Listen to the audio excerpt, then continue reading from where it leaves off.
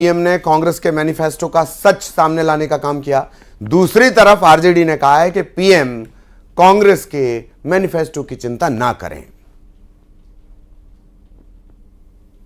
आदरणीय नरेंद्र मोदी जी ने news 18 India को दिए गए साक्षात्कार में जिस बिंदु का उद्घाटन किया है, आप 1936 का मुस्लिम लीग का आप घोषणा पत्र देख लें।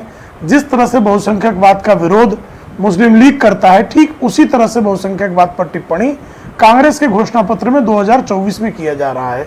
जिस तरह से पर्सनल लॉज की बात 2024 में कांग्रेस ने किया है, ठीक इसी तरह से पर्सनल लॉज की बात मुसलमानों के लिए करने की बात मुस्लिम लीग का घोषणा पत्र करता है। तो साफ तौर पर जो आदरणीय नरेंद्र मोदी जी कह रहे हैं, मुस्लिम लीग की छाप साफ तौर पर जो है 2024 के कांग्रेस के घोषणा पत्र पर दिखाई दे रही है। आदरणीय प्रधानमंत्री जी कांग्रेस के मैनिफेस्टो की चिंता न करें।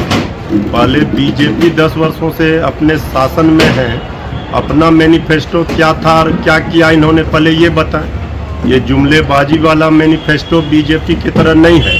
ये कांग्रेस के मैनिफेस्टो में जो वादा है वो पूरा होगा, ये बात स्पष्ट है। देश की जनता जानना चाहती है कि आदरणीय प्रधानमंत्री जी ने जो जो वादा किया वो पूरा क्यों नहीं हुआ।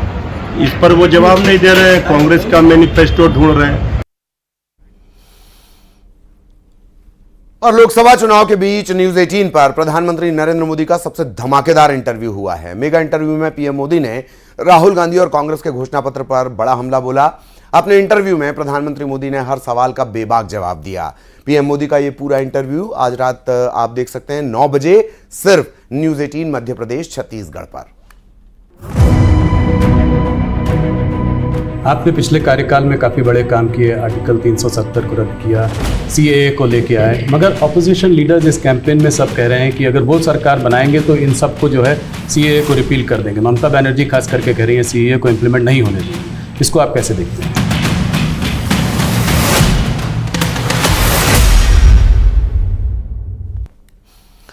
और अब बड़ी खबर इंदौर से आपको बता दें, 125 करोड़ के फर्जी बिल घोटाले में 2 ठेकेदार गिरफ्तार हुए हैं। नगर निगम में 107 करोड़ का फर्जी बिल घोटाला। 2 ठेकेदार जो फरार थे लंबे अरसे से गिरफ्तार कर लिए गए देर रात। नीव और किंग कंस्ट्रक्शन से जुड़े हुए ठेकेदार जाकिर और साजिद, इन पर 10,000 का इनाम भी घोषित था। अब यह माना जा रहा है कि जब इनसे सख्ती से पूछताछ होगी तो कई अफसरों के नाम भी सामने आएंगे।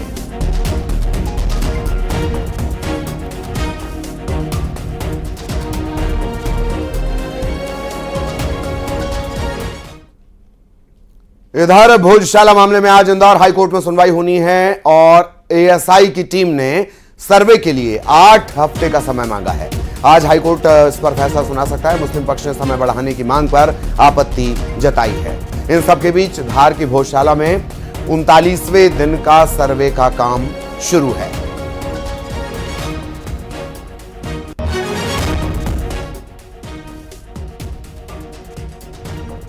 इस समय हम मौजूद है धार की भोजशाला में। धार की भोजशाला इन दिनों पूरे देश में चर्चाओं का विषय बनी हुई है। इंदौर हाई कोर्ट में भी आज इस मामले को लेकर सुनवाई होना है और इंदौर हाई कोर्ट में एएसआई की टीम ने एक आवेदन लगाया है जिसमें और अधिक समय बढ़ाने की मांग की है। एएसआई के द्वारा 8 हफ्तों का समय और बढ़ाने की मांग की है, जिस पर भी आज फैसला होना है।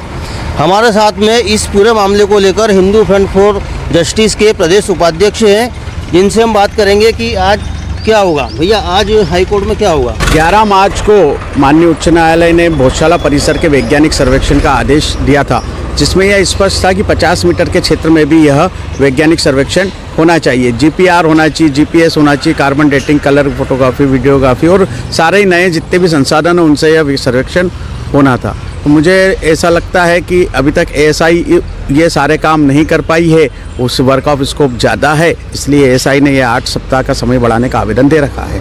कैमरा पर्सन रवि के साथ नवीन मेहर, न्यूज 18 धार। इधर ग्वालियर में हुआ है हनी ट्रैप गैंग का पर्दाफाश। पुलिस ने गैंग के 2 महिलाओं समेत 5 लोगों को पकड़ा है और जमींदार, रिटायर अफसर, अमीर लोगों पर इनकी नजर रहा करती थी। 70 साल के बुजुर्ग को हनी ट्रैप में फंसाकर ये ब्लैकमेल कर रहे थे। इस गैंग ने बुजुर्ग से 10 लाख रुपए मांगे थे।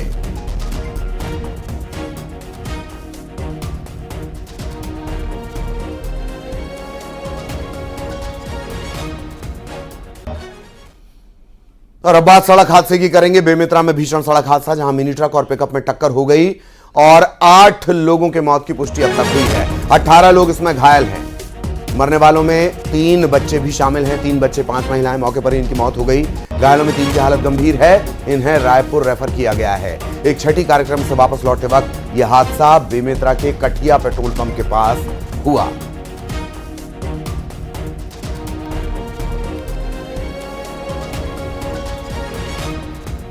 हम लोग छठी से घर वापसी आए थे सर, रात के 10 बजे। तो आ रहे सामने से एक ट्रक आया और लाइट मारा ना, उसके बाद मेरा आँख बंद हो गया। जम से पड़ा ना, आँख बंद हो गया। उससे हड़बड़ा कर साइड हो गया गाड़ी। उसके बाद पता नहीं क्या हुआ सर। 8 लोगों की जो है उसमें मृत्यु हो चुकी है और बाकी 18 लोग घायल हैं। 18 में 3 लोग गंभीर रूप से घायल हैं, जो चिंगा अस्पताल भेजे गए थे, उनको आगे के लिए रेफर कर दिया गया है और बाकी जिला अस्पताल में जो है यहाँ उपचार करा रहे हैं। आज घटना में जैसे खड़ी ट्रक थी, खड़ी ट्रक पे उधर से पिकअप तिरैया से वापिस पथरा की ओर आ रहे थे और वहाँ पे जो है उसमें खड़ी ट्रक में जो है पिकअप वाले ने ठोक दी है।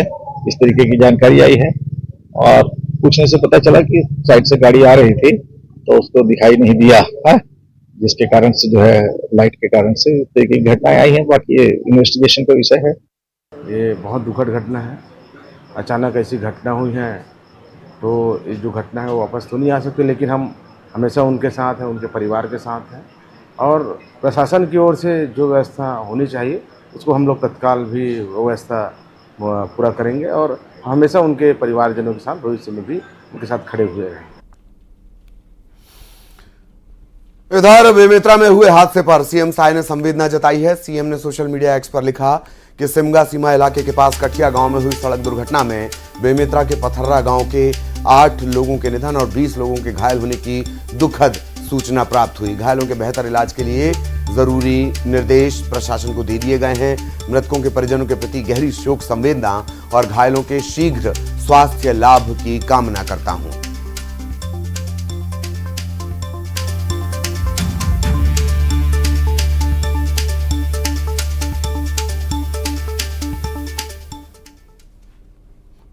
खबर खरगोन से। खरगोन में एक बेकाबू ट्रक डिवाइडर में जा घुसा। बिजली का पोल और तार तोड़ते हुए ये डिवाइडर पर चढ़ गया। बिजली सप्लाई बंद होने के चलते एक बड़ा हादसा टला है। नीमच से लहसुन लेकर हैदराबाद की तरफ ये ट्रक जा रहा था, तभी गायत्री मंदिर के पास ये सड़क दुर्घटना हो गई। खरगोन में ये ट्रक बेकाबू होकर डिवाइडर में जा घुसा। बिजली का पोल इसने तोड़ दिया, तार टूट गए और डिवाइडर पर यह जा चढ़ा। अच्छी बात यह कि बिजली की सप्लाई इस दौरान बंद थी तो बड़ा हादसा टल गया। नीमच से लहसुन लेकर हैदराबाद ये ट्रक जा रहा था और हादसे का शिकार हुआ।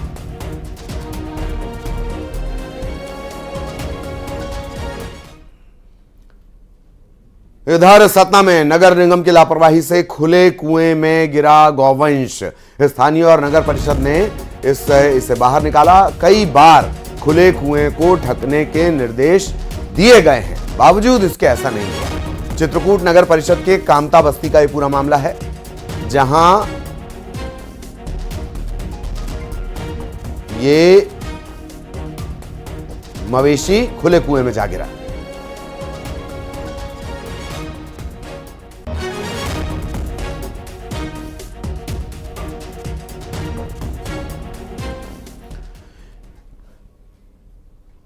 इधर मुरैना में आईपीएल सट्टा कारोबारियों पर एक्शन लिया गया है। सट्टा कारोबार से जुड़े लोगों के ठिकानों पर दबिश दी गई। 3 आरोपी गिरफ्तार किए गए। 5 मोबाइल, 1 बाइक और नकदी भी बरामद हुई है।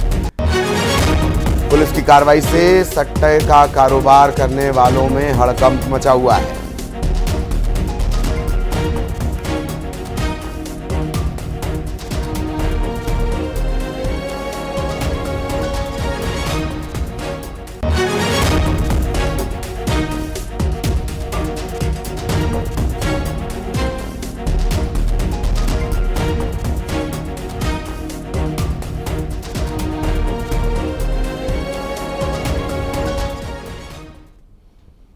और अब बात उस खबर की जो आपको सतर्क करती है। अगर आप भी सड़क पर चलते हुए फोन चलाते हैं तो सावधान हो जाइए। हो सकता है आपका फोन कोई लेकर फरार हो जाए। एक ऐसी तस्वीर भी आपको दिखाते हैं मोबाइल चोरों की, जो शिवपुरी से आई है। चोर सड़क पर चल रहे लोगों के फोन छीनकर फरार हो जाते हैं। तस्वीरों में देखिए, एक व्यक्ति फोन चलाते हुए सड़क पर चल रहा है, पीछे से बाइक सवार आते हैं, झपट्टा मारते हैं और फोन लेकर फरार हो जाते हैं। यह पूरी घटना सीसीटीवी में रिकॉर्ड हुई है। बताया जा रहा है कि शिवपुरी में पहली घटना नहीं, इससे पहले भी चोरों ने इसी तरह से चोरी की वारदात को अंजाम दिया है।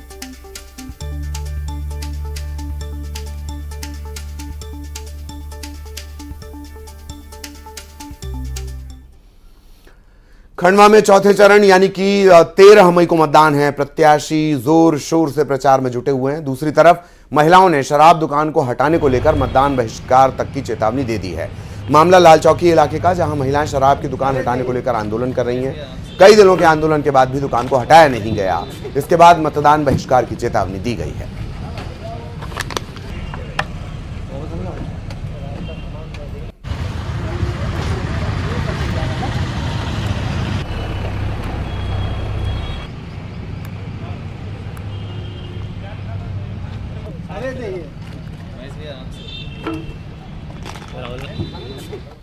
और यहां रुकेंगे एक ब्रेक के लिए।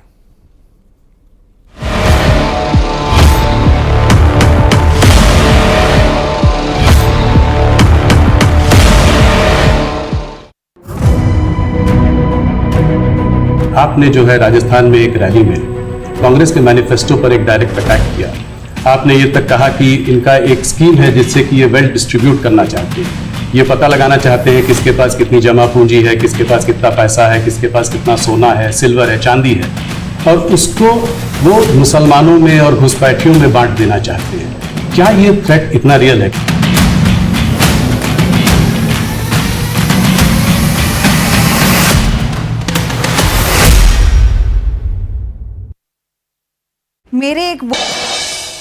धार में भोजशाला का